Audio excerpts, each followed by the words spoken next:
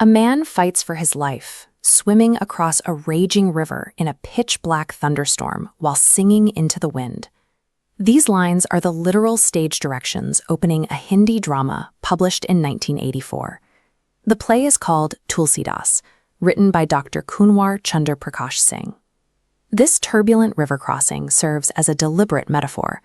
Singh saw his own society in the 1980s as drowning in a flood of cultural disintegration, and he designed this script as a direct response. We don't have to guess at his motives. Singh outlined exactly what he was trying to achieve in the book's introduction. He diagnosed the modern era as suffering from an all-encompassing collapse of societal values and national unity. He traced a large part of this decay directly to the arts. Singh argued that modern Indian theater had been hijacked by Western experiments, focused entirely on extreme individualism, leaving audiences isolated and characters unrelatable. To cure this division, the academic playwright realized he needed to engineer a different kind of cultural experience. He looked backward, to a 16th century poet, and to the classical mechanics of Indian stagecraft. Most traditional theatrical biographies of the poet Tulsidas follow a predictable arc. They build up to a climax where, after a severe rebuke from his wife, he abandons his home to pursue a spiritual life. Singh makes a radical narrative choice. He takes that famous ending and makes it the opening of Act 1. By discarding the origin story entirely, he forces the audience to focus strictly on Tulsidas's lifelong, agonizing social and spiritual struggle. To make that struggle resonate, the playwright deploys an ancient aesthetic tool, the concept of Sadarana, or universalization. Drawing on the Bhartendu and Prasad traditions, this technique strips away the isolating quirks of a single character.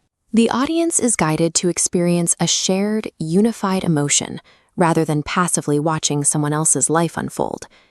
By shifting the timeline and utilizing this shared emotional framework, Singh projects the audience into a collective spiritual journey. We can see this unification right in the dramatis personae, a forensic map of the playwright's argument for national unity. Singh writes figures far outside of Tulsidas's local geography directly into the ensemble, including a Tamil Vaishnav and a Shaiva from Karnataka. This immense geographical scale demonstrates that the Bhakti movement operated as a vast, cross-continental network of ideas. The casting also frames Tulsidas as a revolutionary who actively dismantled rigid caste barriers. The playwright brings marginalized groups, like the Swapach of Ayodhya, directly onto the stage to interact with the main cast. This carefully engineered ensemble turns the stage itself into a microcosm of India, presenting the Bhakti movement as a working blueprint for social equality. The playwright also refuses to cast away the woman who catalyzed this entire journey, Tulsidas's wife, Ratnavali. Her lifelong devotion runs parallel to his own. Through intense spiritual discipline, she eventually reaches her own state of divine radiance. Singh uses her character to establish the true cost of devotion. Real societal change requires the absolute surrender of individual worldly attachments for a greater good. This revolution of equality operated as a massive geographical network, but it was anchored by deeply personal struggles that demanded total sacrifice at the level of the family. All of these narrative choices exist for a distinct purpose. This dramatic script is actually a rigorously defended academic thesis, written to be performed. The architect behind it, Dr. Singh, was a 20th century scholar using literature to test a historical theory. His ultimate argument casts the Vaishnava Bhakti movement as a massive social shield that protected Indian culture during its darkest hours of historical defeat.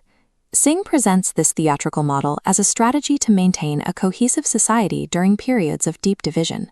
By reclaiming these classical traditions, he suggests that inclusive art can serve as a primary tool for national stability.